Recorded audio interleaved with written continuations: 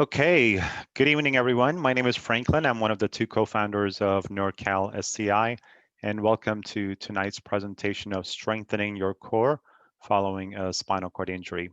A couple of housekeeping items, as always. Everyone has been muted in order to eliminate any background distractions. If you need to ask Rachel, our presenter today or tonight, any questions, there will be about a 15-minute period of time at the end of the presentation that will be dedicated to a Q&A session. So feel free to feed any questions that you may have through the chat feature on your screen. Secondly, the presentation is being recorded, as we always do with all of them, and we'll make them available to everyone who has registered probably by tomorrow morning. So if you need to jump off the presentation for any reason or can't stay for any period of time, no worries, you won't miss a thing, and we'll get that over to you. And finally, we're just grateful to the Reeve Foundation, who has funded programs like these. It's part of our virtual is a new reality series that we've been putting on since last spring, ever since COVID started. So glad to have everyone with us here tonight. So without further ado, let me go ahead and introduce our presenter. Rachel Kahn is a nationally certified Pilates teacher, a certified strength and conditioning specialist, and a movement teacher specializing in working with people with spinal cord and neurological deficits, particularly those with spinal cord injuries. She has worked with hundreds of such individuals over the course of her career. And she's currently pursuing a license for massage therapy. So we're just thrilled that Rachel continues to make herself available to talk and address topics such as core, which I know is a huge thing because we've only had about 180 people that have registered for tonight's session, which is one of our all-time most sort of sought after presentations. So Rachel, thanks again for doing this, and over to you. Awesome. Thank you again for hosting these. As always, these are always so much fun to get to teach, as it's the more educational side of movement, which I always like to nerd out on. So I'm going to go ahead and share my screen. Just give me 1 second.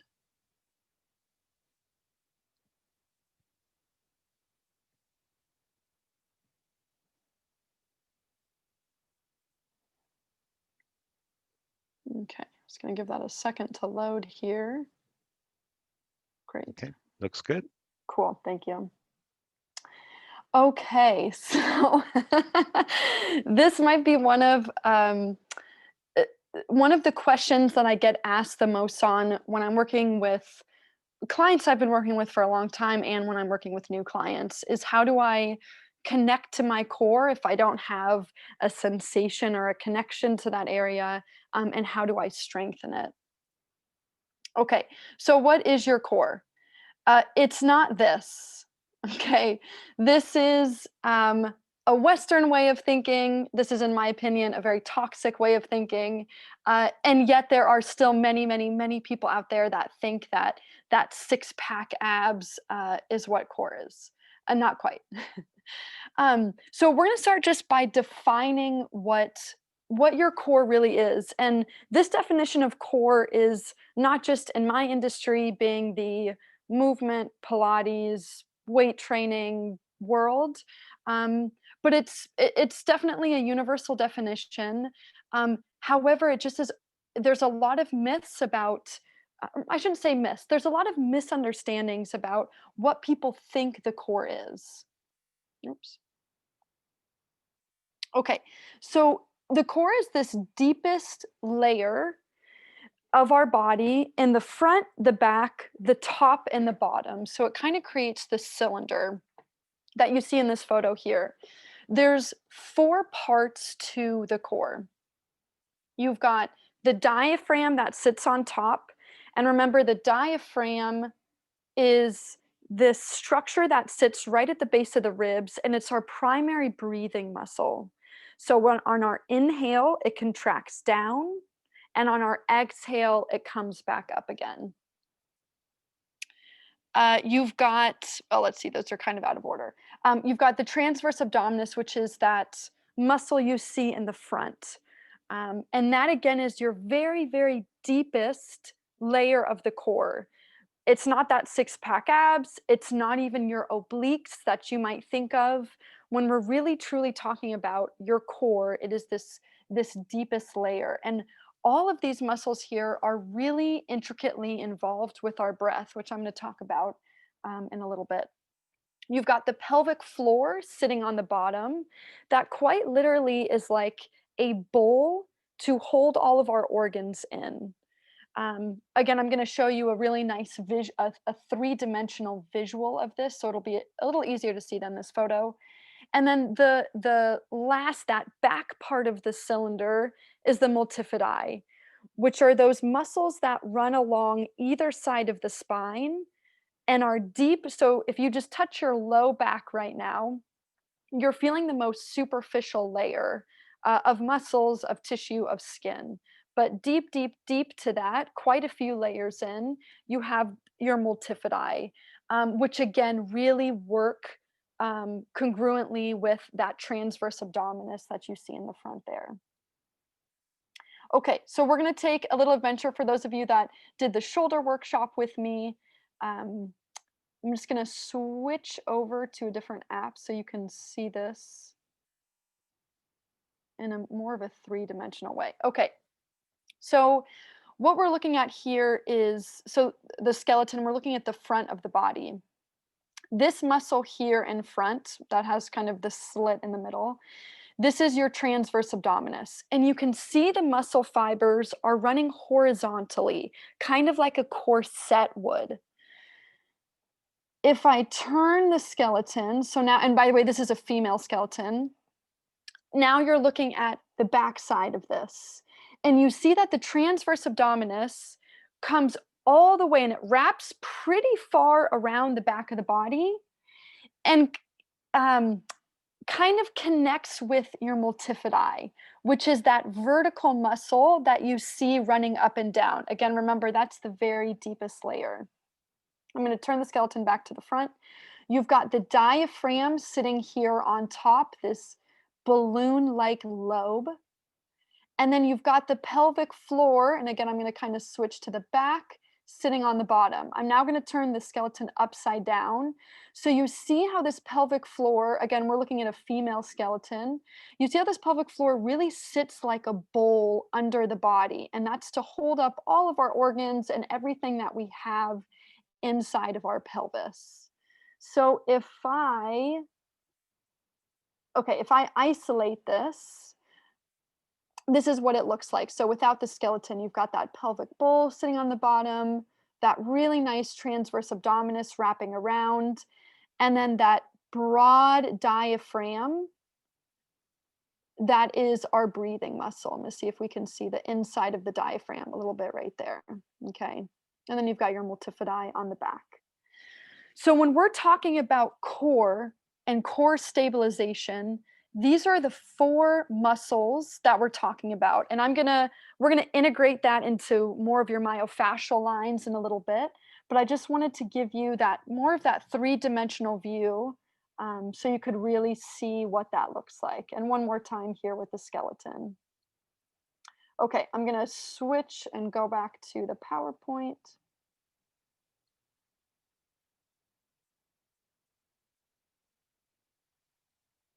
Okay. Great. So how does the core work? So when you inhale, and again, this is kind of contrary to what a lot of people believe because it's slightly counterintuitive, but when you inhale, that diaphragm moves down. So right now, it's either in your seated or standing positions, I just want you to take an inhale. It doesn't have to be a big inhale, just a normal inhale. And I want you to try to bring that inhale into your low belly. You can even put both hands right over your belly button or even right below your belly button. And try to direct that inhale all the way down into your hands. So we're trying to surpass the chest. We're not going to breathe shallow out of the chest. And see if you can drop that breath a little bit lower. And you might start to feel this really nice movement of your low belly. So on your inhale, that low belly pushes away. And on your exhale, that low belly drifts back in. So the diaphragm, as it's pumping up and down, is pushing the organs down and therefore pushing the pelvic floor down. So that pelvic floor, and hopefully you can all see my hands right now, that pelvic floor and that diaphragm move like a jellyfish together. On the inhale, they both go down. The diaphragm pushes the organs down and therefore pushes the pelvic floor down. And on your exhale, everything drifts back up. Okay. So they're working together like a jellyfish would. To find this photo, I got lost in a world of jellyfish, ended up watching a 10-minute video. They're really fascinating creatures. I encourage it. It's very, very relaxing to watch. Okay, so then we've got the transverse abdominis, that muscle in the front that sits like a corset. So you've taken that nice inhale into your belly, and now I want you to take an exhale. You can take that exhale out through your mouth. And I want you to do an exhale as if you were trying to fog a mirror in front of you. So something like this. And you're going to let all of the air press out of your belly. And as you're doing that exhale, and again, these are really light fingertips on your stomach, but as you're exhaling, you're going to feel how your stomach naturally drifts back inward. The muscle that's doing that is this transverse abdominis, this corset muscle that wraps basically all the way around our body as if we were wearing a corset. Okay, and then you've got the organs in the middle, which are getting this really nice massage. What is it? I want to say it's 2 centimeters with each diaphragmatic breath that we take, meaning each belly breath that we take. The organs move down just a couple of centimeters. But if you think about it, those couple of centimeters over 20,000 breaths that we take during a day make a really big difference with our overall organ health, tapping into our parasympathetic nervous system, which is our rest and digest nervous system. So it helps calm everything down. So when we're able to take that belly breath and massage the organs, it triggers this whole line of good things we want in the body. It moves the organs, it moves the kidneys, it moves all of our nerves and vasculature running through this area, and it helps calm the nervous system. So you can see in this visual, as you inhale, the belly goes out, the diaphragm, the pelvic floor goes down, and as you exhale, everything drifts back up. Okay, just some things to remember, and then we're gonna come into more of an integrated fashion with all of this. One of the most common misconceptions with quote unquote core work is that it has to be I'm only working my core if I'm doing 100 sit-ups, or I'm trying to get out of bed and I'm lifting my head up 100 times. So I just want to make the distinction between what core stability is and what spinal flexion is.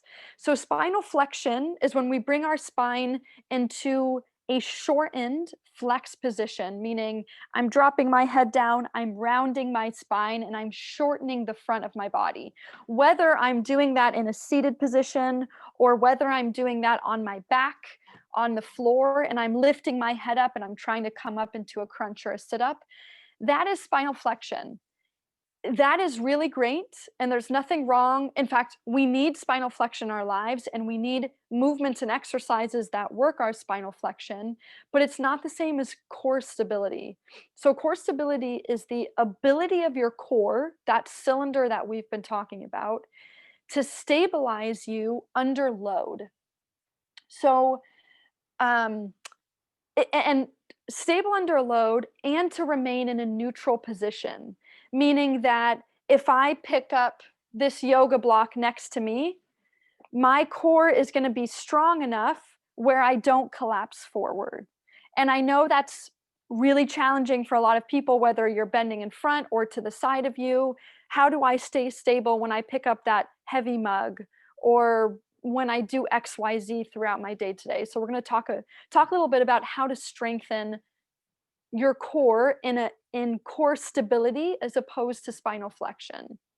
Although I'm going to touch on some spinal flexion exercises as well. So again, there's nothing wrong with spinal flexion, but a lot of us think we're only working our core when we're coming into spinal flexion.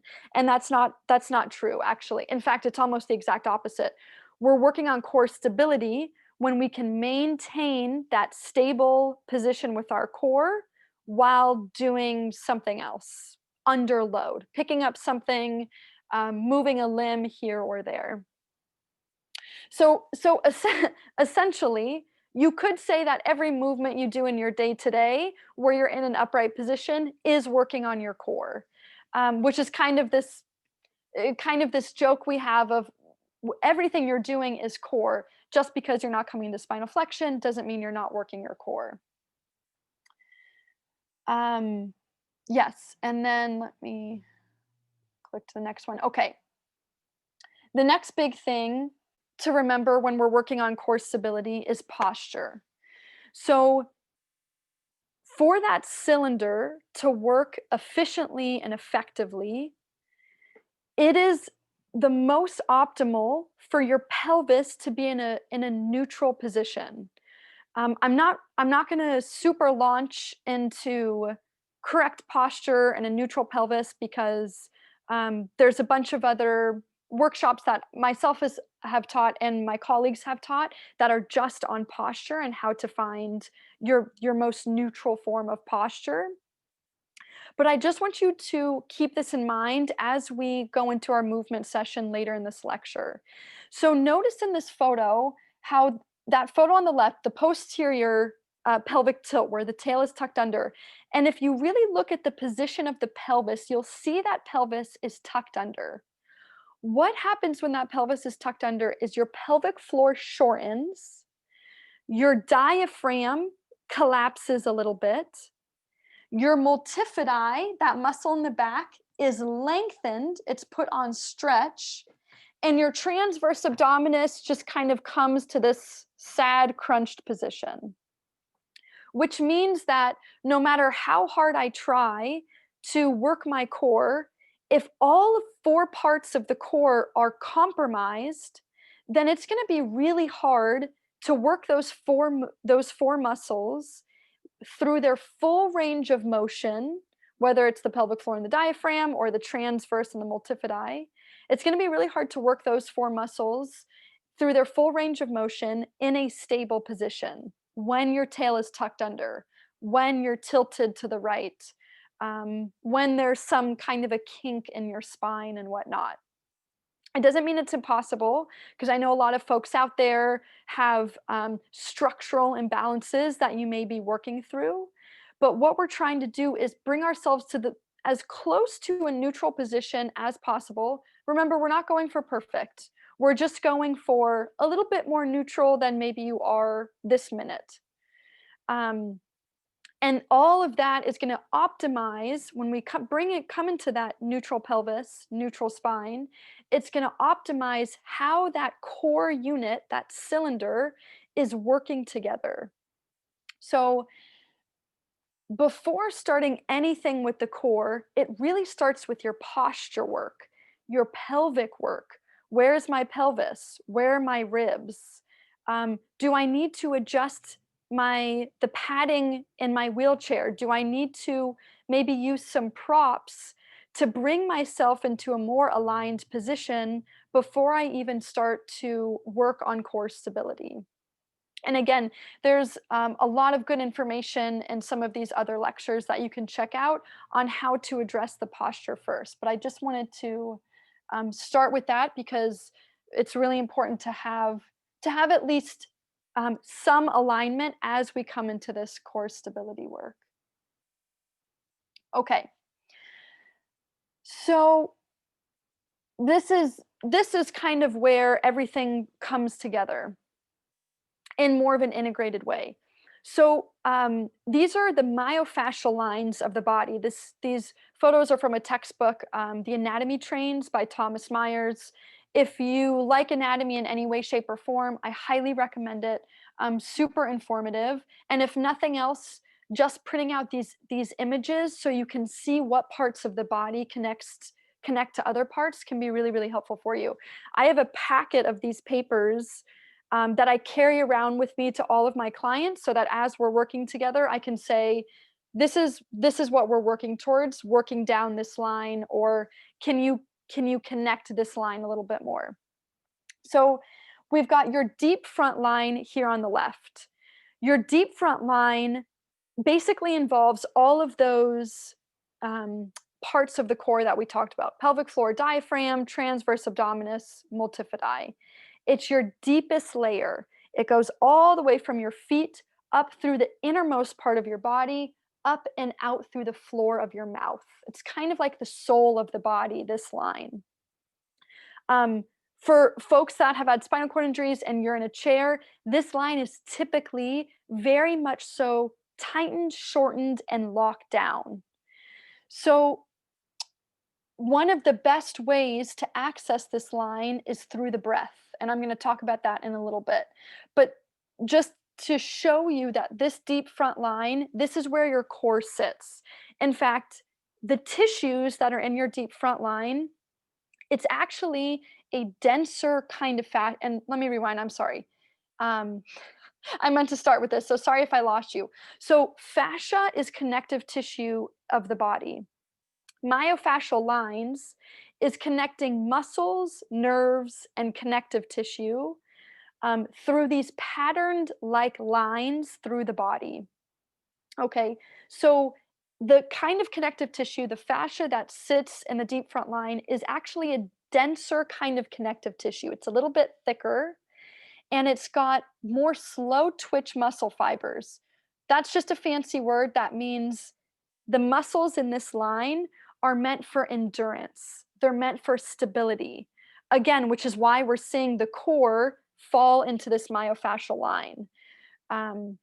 So they're really providing the structure and the stability that we need through the center of the body, so that the more superficial parts of the body can do the heavy lifting and the fluid movement for us.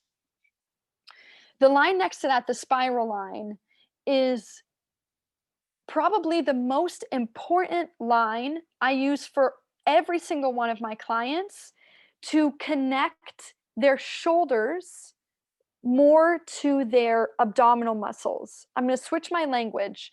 When I say abdominal muscles now, I'm referring to those more superficial layers. So sure, we've got your corset, your transverse abdominis really deep, and that's affected by your breath primarily.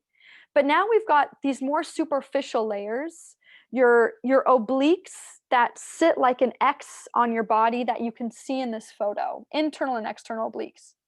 We can connect to those areas of our body by using our lats and our serratus anterior, which again, you can see in this photo, kind of on the back side, right under the shoulder blades.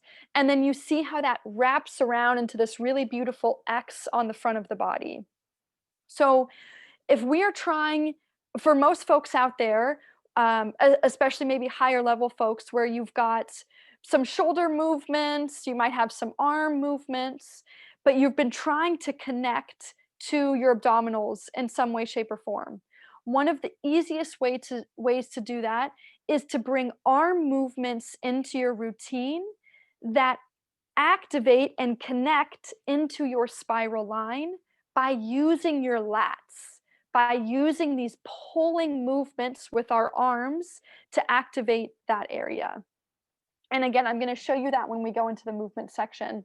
But this is really, really key here. Using the spiral line to start connecting, meaning the nervous system and the fascia is trying to find a way around your spinal cord injury. It's like when there's traffic, if you're on the freeway and there's an accident, you're going to get off the freeway and find a back road and then get back on the freeway. This is what we're doing by tapping into your myofascial network. It's full of nerves.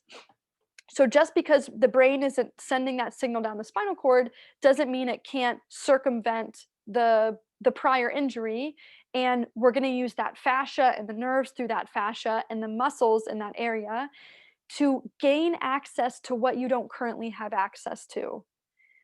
This slide alone is going to be a whole nother lecture, but just kind of an intro onto how you can use movements to connect to parts of your body that are sleepy, you don't have a connection to, you don't have sensation to. Okay, moving on. So you've got that superficial front line in the middle there. There you see you've got the six-pack abs in the front, okay? So this myofascial line is really more for spinal flexion. When you get out of bed in the morning, you're using this line. When you lean forward to pick something up off the floor, you're using this line. When you lift your head up, you're using this line. So again, another super important line. This is focused a little bit more on spinal flexion.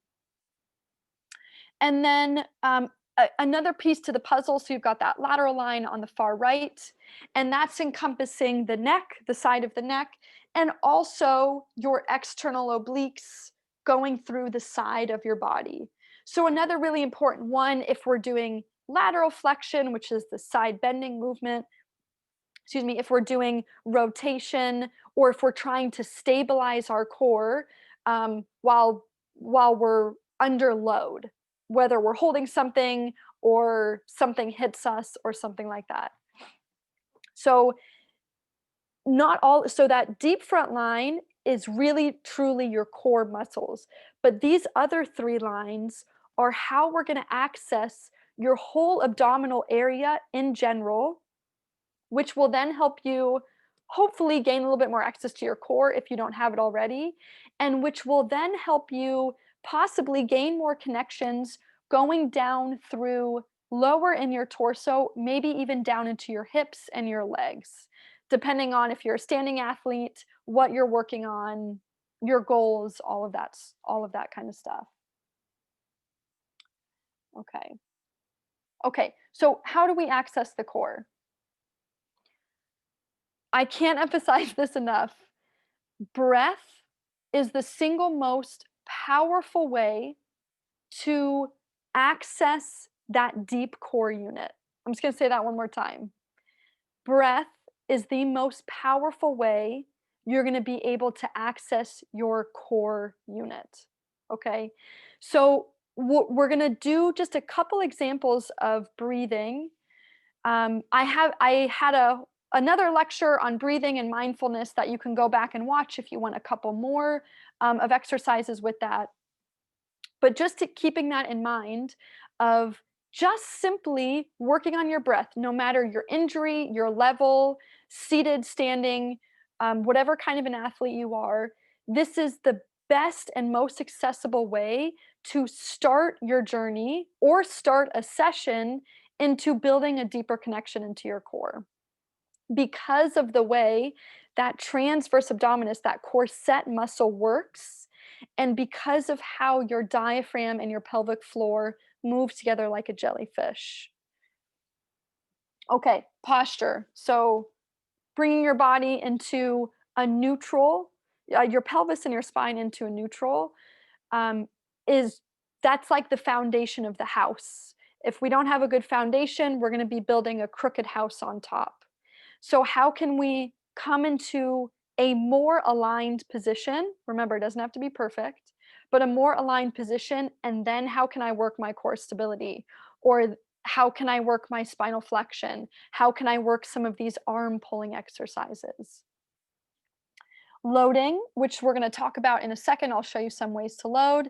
And then using the myofascial line, so that previous slide. So how can I use what I have access to, which might be my shoulders and might be my lats, in order to gain access and connection to what I can't control right now. Okay, what is the back road around the traffic accident where I can still get to my destination? It just looks a little different. Okay. If folks want to take a photo of the slide, again, you're going to receive a recording. These are the movements that we're going to jump into here in a second. We're going to start with supine. We're going to bring that to seated. And if we have time, we'll jump into some of the quadruped work. So just for your reference, making sure I'm not missing anything here. Equipment that you're going to need if you're on the floor, if you're seated, is going to be a TheraBand of some sort. You don't have to participate, by the way. You can just watch this and do this later. Having an assistant might be nice if you're going to grab them now as well. A TheraBand, if you have a foam roller or a half foam roller of some sort, if you don't have that, a long rolled up blanket or towel will do just fine if you're on your bed or if you're on the floor. And then a bolster or perhaps a pillow could also be useful. And let me just make sure. Yes, okay, so I had to throw in a cute puppy photo, you know? Okay, so let's move. This is my contact information. Again, and I'll send snippets out in newsletters. Feel free to sign up for my newsletter. There's gonna be more to this with all of that information there. Okay, I'm going to stop this share so you all can see me a little bit clearer, and we'll jump right into this. Give me a second. I'm going to elevate my camera, maybe turn on a couple more lights.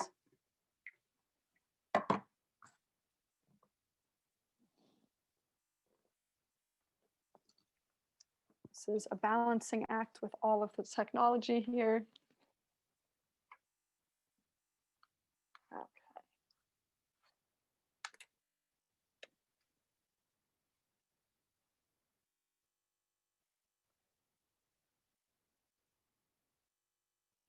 All right, sorry everyone, give me just 1 second here.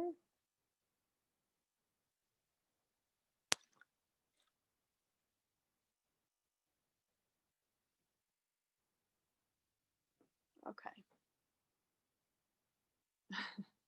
The lighting at 5 p.m. really changes quickly. Let's see if this helps.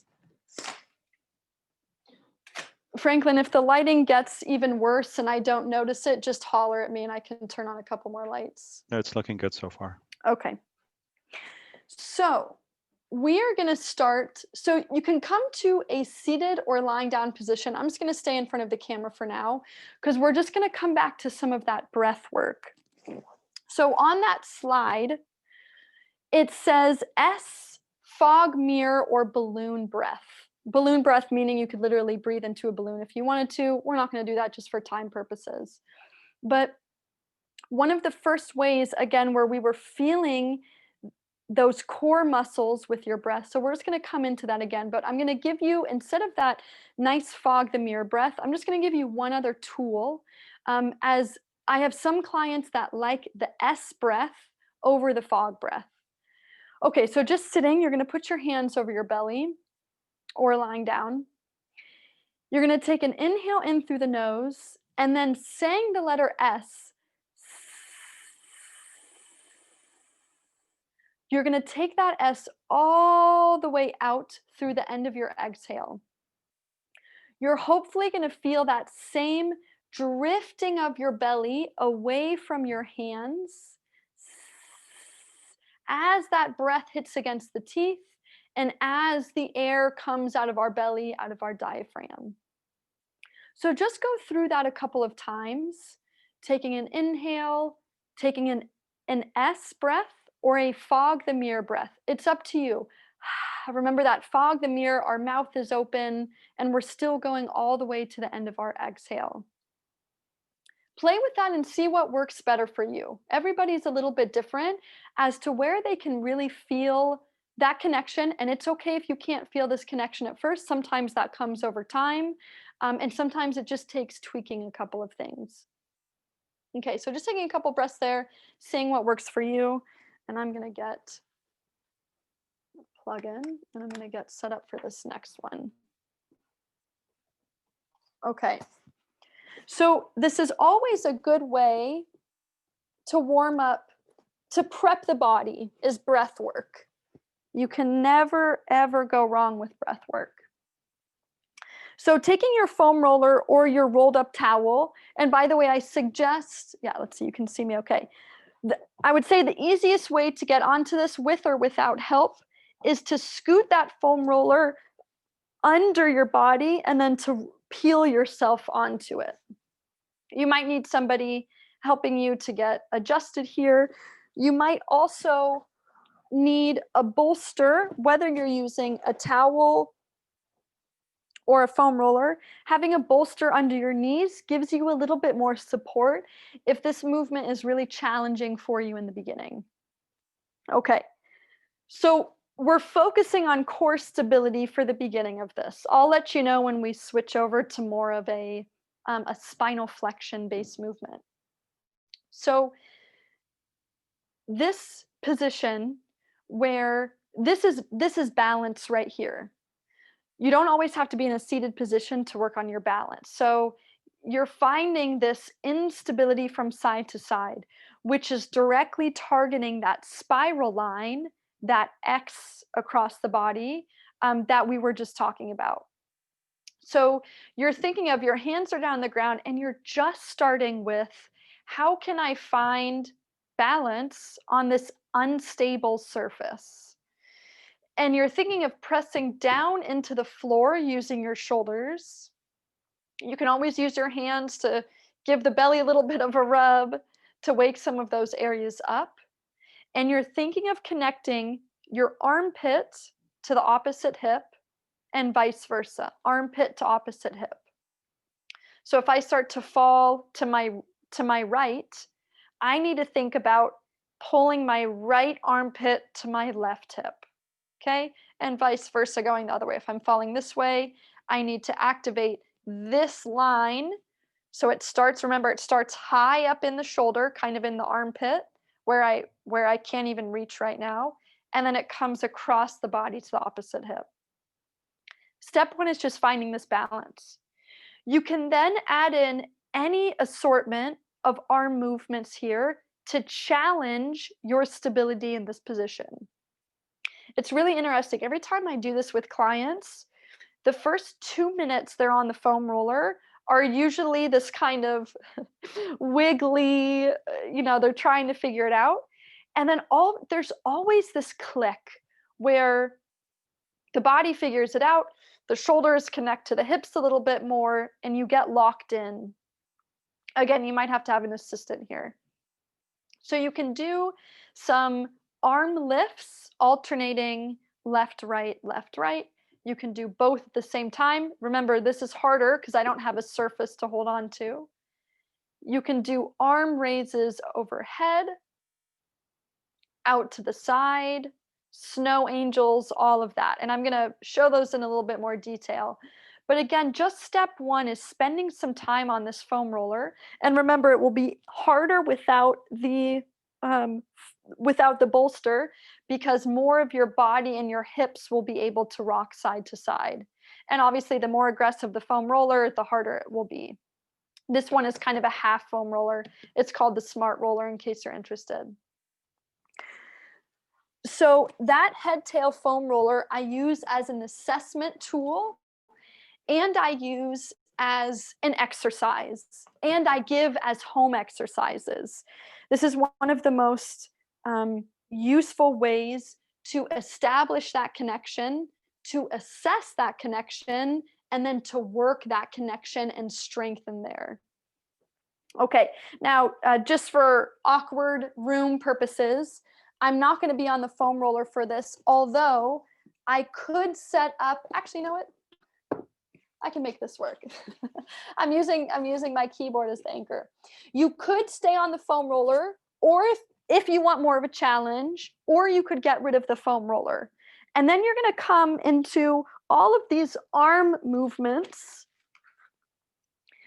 again, where we're using the spiral line, we're using your breath to access your abdominals, to access your obliques, to access that spiral line.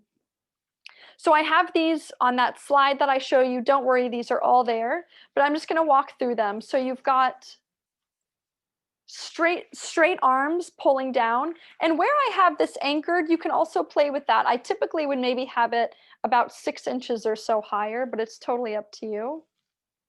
And you're just pulling the arms down, thinking about finding that your latissimus dorsi, finding that connection from your shoulders to your abdominals and to your obliques. And if it's too hard for your arms to go all the way back up to this position, you can just stay in this low position here. So we've got a lot of different abilities on this phone call. So just finding the range of motion and the setup that works for you best. And I'm just going to give you some ideas for different kinds of athletes here. You could then hold that and come more into a tricep press. Again, this might not be for everybody, but if you're able to do it, it's another good way to use your spiral line, to use your arm lines, which we're going to talk about in another workshop, to help you access your abdominals and your spiral line. Okay, you can do snow angels, bringing the arms up and down. Remember, you're trying to hold that neutral pelvis position and neutral spine position as you do all of these. If you find that your spine is oscillating up and down or wiggling side to side, then maybe make it less hard and come back to some of those movements without the band. And then remember, of course, you can just do this without the foam roller. Let's see, did I get all of those there? Yes. Okay, so bringing in, you can also, one more here, make it more of a lat pull down, bending the elbows to come in and then straightening as you go up as you go out and or up overhead. Okay, just depending on if you've got somebody assisting you or depending on your ability to do that. And you can also do circles. Sorry, I missed that one, but you can do little circles with your arms. Okay, I want to show you a couple. So, and to come back to this movement, again, this exercise here, I use with every single one of my clients. It's always at the beginning of the session. I use it as an assessment tool, and I use it because I have found it's the most powerful way. You know, of course, we do breath a little bit in the beginning, and we're bringing breath into these movements. So actually, I should have said that. You're finding an exhale as you pull down. So as you're bringing the band down, you're finding that exhale. It can be a fog, the mirror breath, or it can be that S breath, because that's gonna help you stabilize the core, that deep core unit, as we then start to connect into that spiral line. But I use this as an assessment and as a daily way to warm up and to connect to my client's spiral line. Okay, so I'm just going to show you a couple more movements, and I've showed you these in prior workshops, but we're just going to briefly go over them again as not necessarily core stability, because I'm going to be flexing the spine, but as a way to work your obliques, so your spiral line and your lateral line and your front line. And again, you can go back to those slides if you need to see those. And I always recommend printing those out and having those handy too. Okay, so one of my favorite ones to find the spiral connection for clients is rolling. So you can have your body in a big X position. And again, with somebody assisting you or not, reaching one hand up and over across the body as the head lifts. Notice this movement. I'm trying to connect my right armpit, my right lat, to my left hip. And that is the movement that's going to bring me either onto my side or onto my belly if that's where I'm trying to go. So this is a direct movement that accesses, it connects to your spiral line to help strengthen it, to help connect to it. And it also is one of the motor development stages, progressing through those stages of a baby that I've talked about in prior workshops. So the reason I like to pull in my talks from prior workshops is just to show you how all of this is connected. The fascia, the connective tissue, is connected to the motor development stages of a baby, is connected to your core, is connected to your breath, and so on and so on. So the reason I reference all of those is so that you can start to see this common thread that I've been weaving through these presentations. Okay, the last one I'll show you on the ground here is what I call a Turkish Getup, or a modified Turkish Getup. So opposite knee is bent, really similar to rolling. I'm going to use my left elbow, and again, if I need somebody to hold on to, or if I need like the leg of a chair or the leg of a couch to hold on to, I can do that too. But you're coming in, you're lifting the head up, you're coming into that same movement we just did with rolling. I'm connecting my armpit to my opposite hip, but now I'm propping myself up on one elbow, which is just a little bit harder than just a roll. We're coming up, we're working our way up more into an upright position.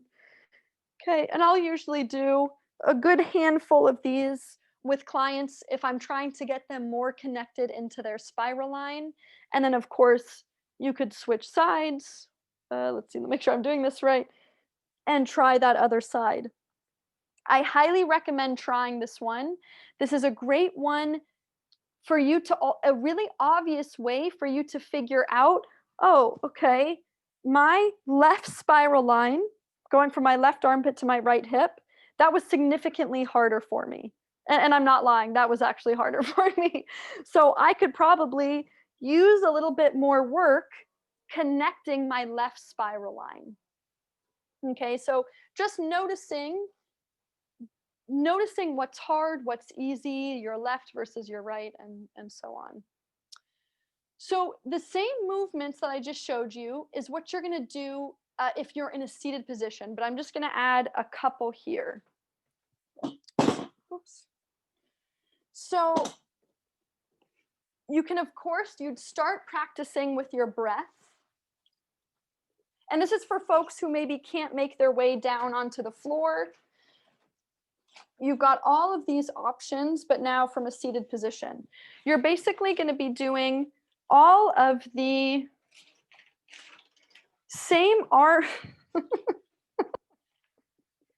Really fancy over here. Okay, you're doing all of the same arm movements we just did, but you're doing them from a seated position. This can be a TheraBand, it can be tubing, it can be whatever you've got in front of you. That's got a little bit of elasticity. So remember how we started with that straight arm pullback? I know this is maybe challenging for folks for tricep strength, but this is an option. Give you more of a side profile. You can always do rowing. Again, we're using muscles in between the shoulder blades and your lats to help you connect to that spiral line. Anything where your arms are pulling is going to help you connect to that line. Okay, so that's kind of the big takeaway for this. You can do alternating rows where you're adding a rotation into that, maybe looking over your shoulder. And again, notice how left armpit to right hip, right armpit to left hip. So I'm using my spiral and something called my functional line as well, not super important, but you're using the front side and the back side of your body to help connect to your torso to some of those abdominals. You can, of course, do circles. You can bring that more into an overhead movement here, or a reach behind you. You can get as creative with these as you want, as long as, making sure I didn't miss any, as long as you're finding that pulling motion coming, something away from you coming in towards you. You could do flies. Make sure I didn't miss any. Yes. Likewise, so that's to access your spiral line.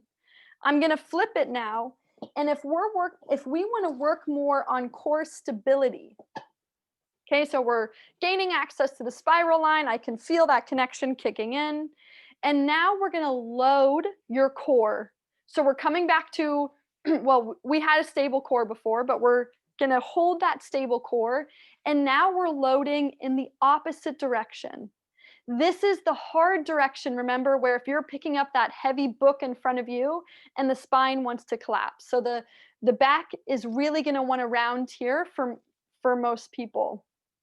So you can do arms coming straight out in front of you. This is called serve a tray, where your elbows are bending back. It's basically the opposite of a row. But you'll feel this whole front line connection, spiral connection, and deep front line connection, meaning that deep core unit is holding you up there. Snow angels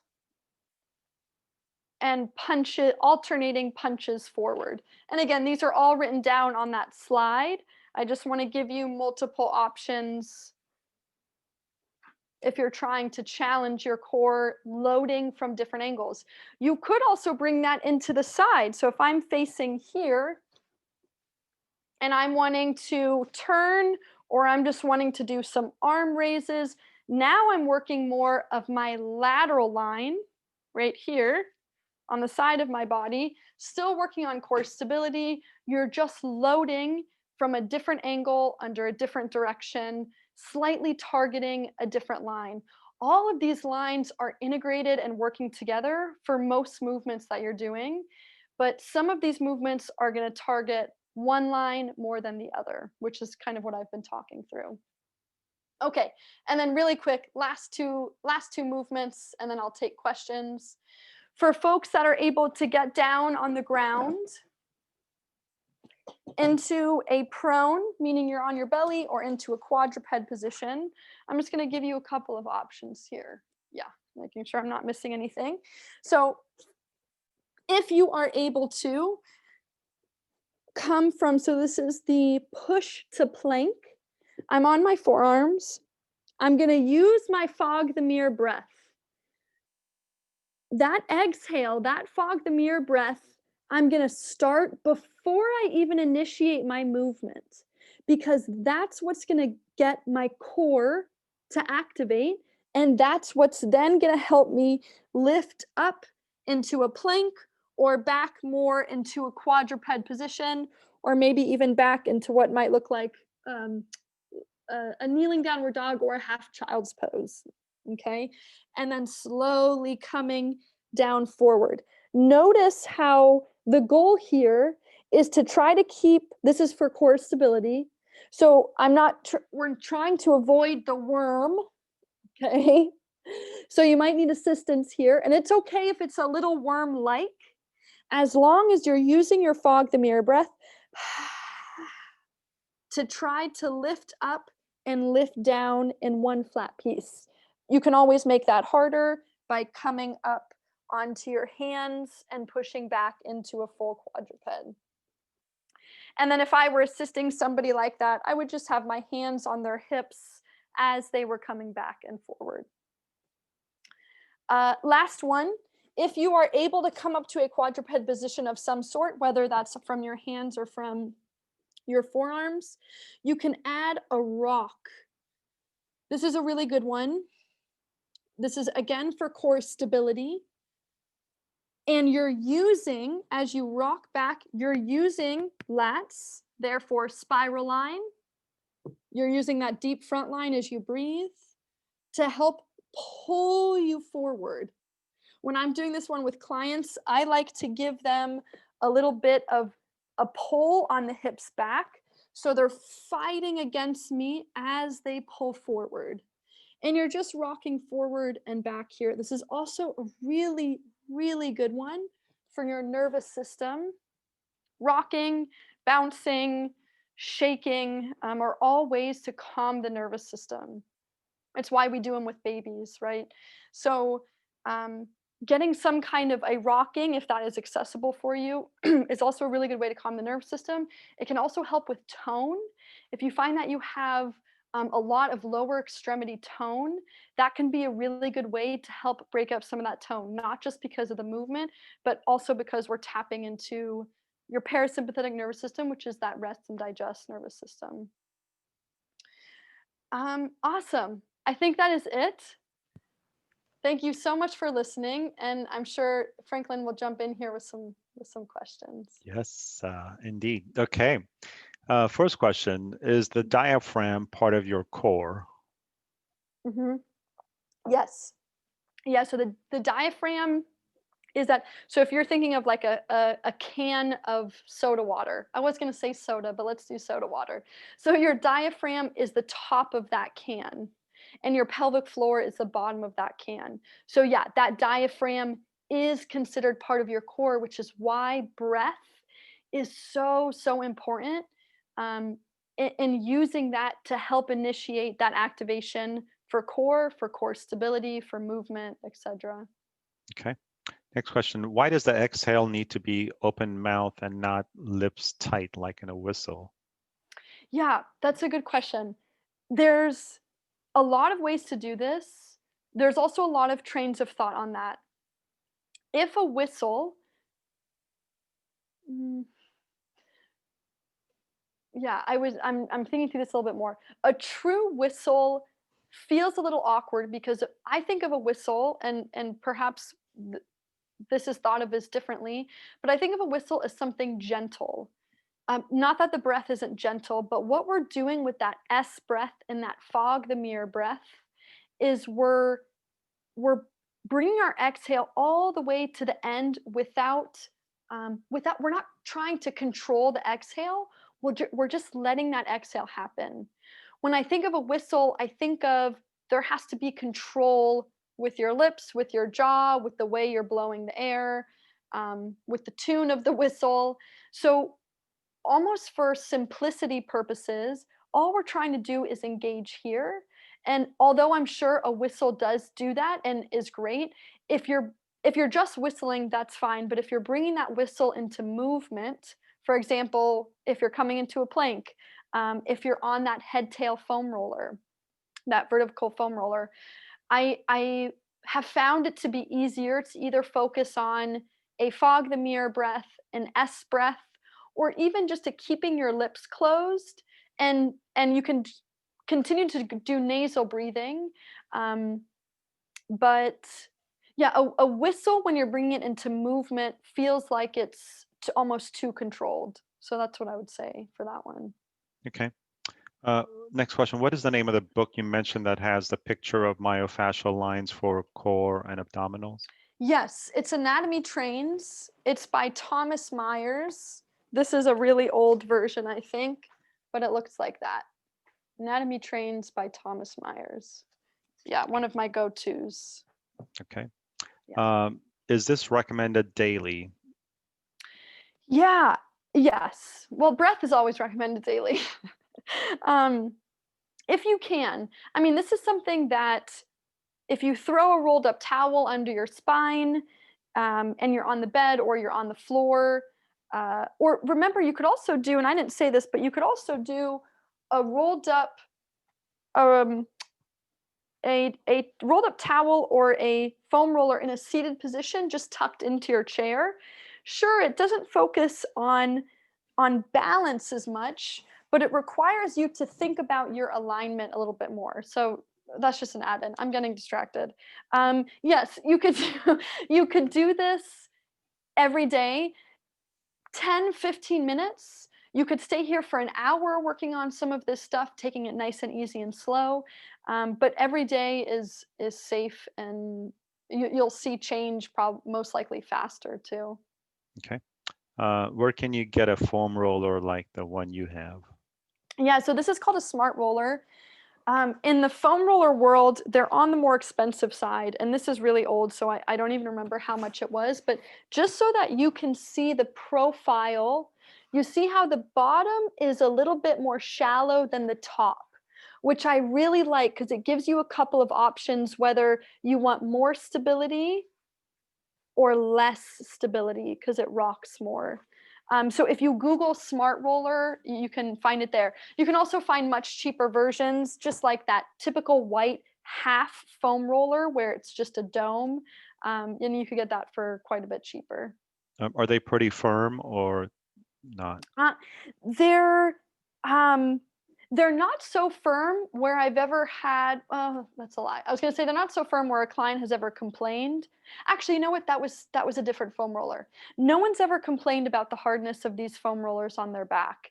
Okay. And I also recommend to not stay on the foam roller, um, obviously if you feel discomfort to get off of it, but I usually won't keep people on there in one run consistently for, more than 20 minutes, I would say is the max.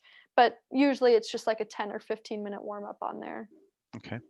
Next question. My core presents good stability while sitting, however, becomes unstable while standing. What part of core requires more work? Yeah, so right, so that sounds like, yeah, coming into more upright positions is more challenging. And I'm wondering if that's because, yeah, I'm wondering if that's maybe less to do with core and more to do with it working your way down into your hips. So the spiral line comes down and kind of comes down the outside of the hips. So there could be a lot more factors going there, but if it really truly feels like the core is not as stable in a standing position, coming back to some of the basics. So you might be able to do all of this arm work, you might be able to take a weight and do some lifts and some lowers and have no problem seated, but maybe that kind of work is really good to return to in a standing position. So you come up into a standing position, you do some of the band work, you do some loading with an object in front of you, you do some band work with the band behind you, and you just kind of start over where your core and your spiral line and your lateral line can um, can start working together now that your hips aren't in a flex position. So it might just be that you need almost like a reintegration when you come to a standing position to warm the core up again and then to make the movements harder. But that's also kind of tricky if I can't see the person and I don't know exactly what's going on because there could be a lot of other factors coming in. Okay. Um, my feeling loss starts higher on my left side than my right side, which makes me hunch to my left side. How could I strengthen my core to fix my posture? Yeah, if so I'm just going to throw out a couple scenarios. If the left side is has less sensation and is weaker, it might be good to focus on that left spiral line. For example, when I showed you like the modified Turkish get-ups or rolling, where you're just focusing on that left spiral line. So that Turkish get-up on the left side or rolling. I want to squish my mic here. Rolling to your right, because that's gonna work that left spiral line. Um, that'll help you tap into that side a little bit more. Also, doing some lateral based work can help wake that area up as well. I'm going to do a workshop, I think this one is in June, where it's going to be focused on people that have a more dominant side and a less dominant side, and how do you strengthen the less dominant side. So that workshop might also be more applicable for that one. But start with playing with that spiral line a little bit more and see what happens. Okay. Next question. I found myself cheating when I was doing some of these exercises because I was hunching. So I strapped a belt around my chest. Is that recommended in order to avoid or eliminating the possibility of hunching? Yeah, I love that. I love that. That's totally fine. Yeah. Um, in some of these prior workshops, we've talked about what are ways, and I don't even call them cheating. Um, I They're just giving you an assist. So whether that's putting a wedge under one side of your hips if it needs some lifting, or putting a belt across your chest so that you're more in an upright position, and now your diaphragm and your pelvic floor and everything can work a little bit more efficiently together. That's totally fine because it's bringing you into a more aligned position. I will say though, with a big asterisk, make sure that as you progress through these movements over time, over weeks and months, that you don't come to rely on that prop or crutch or assistive device. I always like to, when I'm using props with clients, I always like to, maybe we'll go a week or two doing one movement, and then I'll get rid of the belt and I'll use my hands to support them, and I'll just see where they're at, and they'll feel where they're at. Oh, wow, that's gotten stronger. Or, oh, wow, now I'm noticing something different. So it's good to revisit. Can you loosen that belt? Can you use an elastic band instead of a belt over time so that your body doesn't start to adapt to it when your body could be taking the work of the prop? So that's totally fine. Just make sure you're checking in with it periodically. Okay. Yeah. Next question. I have had incisional hernia. What do I need to be careful about? Oh my gosh, that is such a good reminder. One of these questions always reminds me that I missed something in the workshop. Yes, let me just review that real quick. Intra-abdominal pressure um, is all about, okay, so if you, I'm sure some of you notice that when you're doing certain movements, or if you're doing a transfer, you're doing something really hard throughout your day, you might find that you're holding your breath. There's this moment of, okay, so that move, that sound and that moment means that your intra-abdominal pressure, the pressure, quite literally, the pressure that is within that abdominal cavity, within that cylinder, is increasing. When intra-abdominal pressure increases, it's not inherently a bad thing. It means that your body is trying to create more stability for itself. It's why you see those Olympic weightlifters with those really intense binders and belts. It's why a lot of folks with SCI use binders themselves. Those binders are working in a corset fashion. They're cinching around your waist to become that extra layer of abdominal muscles that you might need to do your movement. Oh, Okay. let's see. I just, oh, did that, can you still hear me? It says Yeah, my no, you're internet's good. unstable. You're good. Okay, okay. So I'll say that when, again, it's not inherently bad, but for 99% of your day, when you're not doing a really, really hard transfer, or you're not bracing yourself for some reason, we don't want to be holding our breath when we're doing certain movement, when we're doing most of our movements. In fact, if you can learn to breathe through a really hard transfer, you're working your core. You're probably working your spiral line and your lateral line. So with hernias, the one thing I'll say with hernias is probably the most important thing is to make sure that you're not finding that moment. You're not holding your breath, because hernias are actually caused when that intra-abdominal pressure increases, and that cylinder can't withstand that pressure. Something's got to give. It's either going to be, it could be a hernia through stomach, it could be a hernia through the inguinal canal, it could be a slip disc, it could be prolapse in the pelvic floor. So something has to give when that pressure gets so high, where that cylinder isn't strong enough to hold that pressure in that cavity. So with your hernias, just making sure that you're consistently, even more so than someone without a hernia, you're finding a really nice fluid breath. And if you find yourself holding your breath, or finding that to maybe back off a little bit, find your breath again, find an easier way to do the movement. Okay, great. Last question. When I twist, my lower spine becomes painful. Should I keep doing the exercise? Hmm. Yeah, so I would say this, and again, because I can't see you and I don't know your certain conditions, it's kind of hard to answer.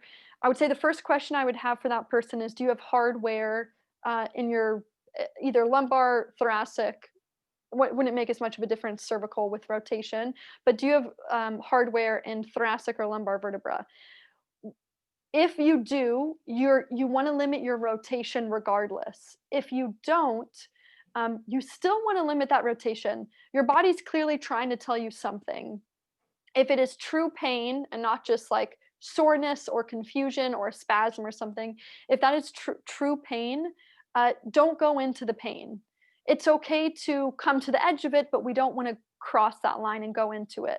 So it could mean that you're maybe either rotating a little bit too much, maybe you have load, like you're pulling a band and that load is just a little bit too much for your spine. Or it could be that if you do have hardware, you might be dumping some of that rotational force into your lumbar spine, which isn't really technically meant for rotation. Your thoracic vertebra is meant for rotation because the way that the vertebra sits on top of each other, thoracic vertebra are supposed to rotate. The lumbar are meant for flexion extension. So you might also just want to do a check-in with yourself, like, ooh, maybe I'm dumping that rotation into starting to dump it into the low back. Maybe I'm rotating too much. Maybe the load is too great. And if you've got hardware, you definitely want to check in with that, and you don't want to push into that pain regardless. So keeping that in mind is really important. Okay, great.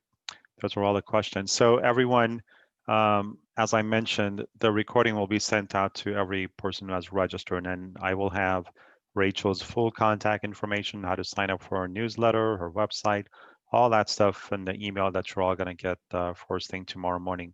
So Rachel, next month we're doing strong neck, strong core. Tell us what that is all about. Yeah. So this workshop was really obviously just focusing on the core and then some of your myofascial lines and how to connect to some of those abdominal muscles.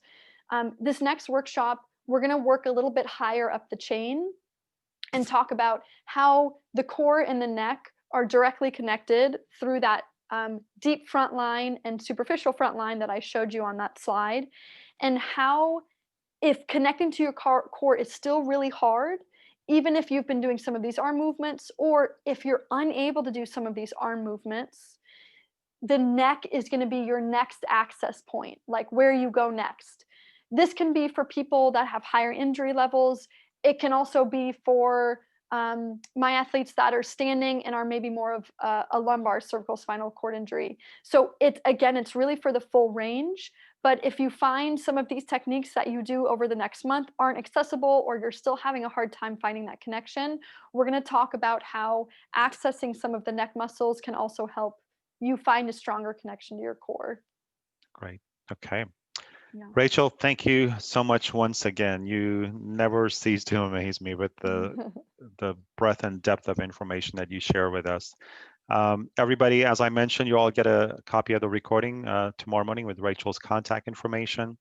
And as I mentioned, her next session next month is going to be on strong neck, strong core, and you'll be notified once we have that sort of schedule. I know that the date is scheduled, but everyone will be notified. So thanks, Rachel. Thank you for everyone who participated tonight. We also want to thank the Reef Foundation, whose grant make evenings like tonight's possible. So have a good night, everyone, and we look forward to seeing you at the next presentation by Rachel. Awesome. Thanks, everybody. Bye. Okay, good night.